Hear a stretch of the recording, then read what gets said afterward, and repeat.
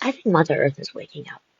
We have volcanoes erupting around the world, volcanoes we didn't know existed. Calderas are also waking up. We are seeing bulges in the calderas around the world.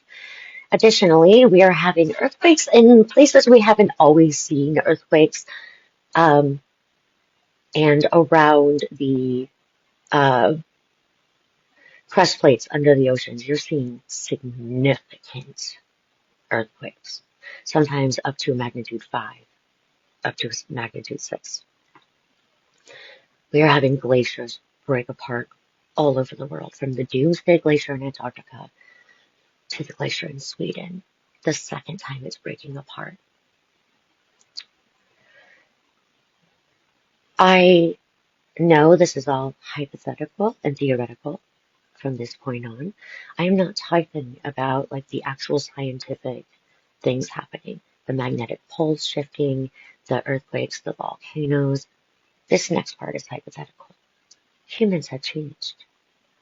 Some of us are highly, maybe more empathetic. We're more aware of something living in the ether.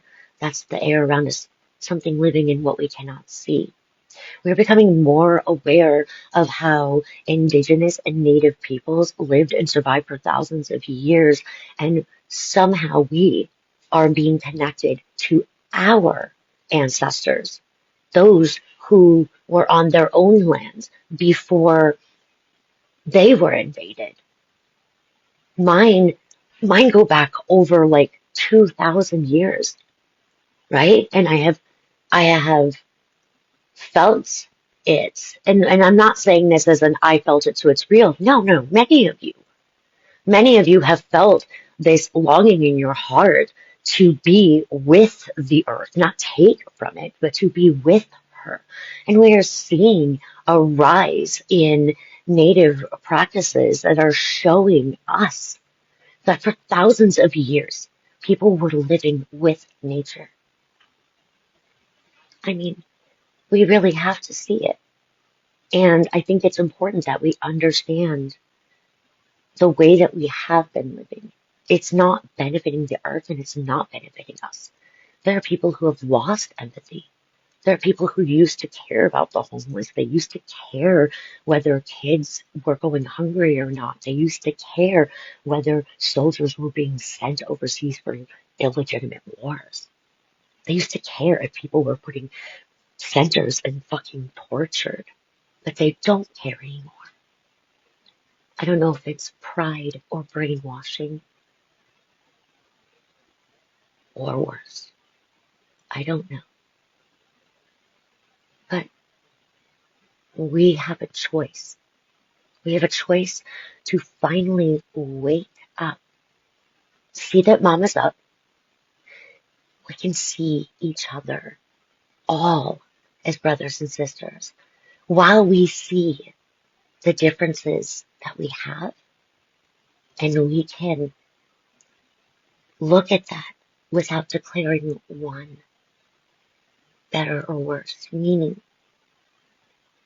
our ancestors, the ones who came to this country in America, they were taught that they were the best, that they came from a very civilized country, which allowed them to do horrific things to people that they felt were less civilized. But to be honest, if they were living for thousands of years successfully, had treaties, federations, ways of doing dental care, surgeries, hygiene, running water, all of these things. But our ancestors, after they had been colonized, mined by the Romans,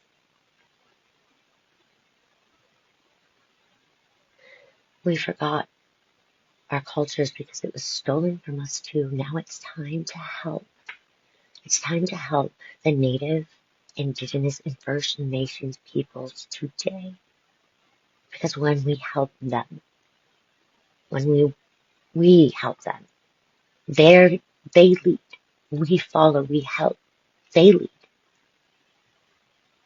Teach us they have to. Because they lived for thousands of years successfully all across the world. Look up ancient architecture. It's really beautiful.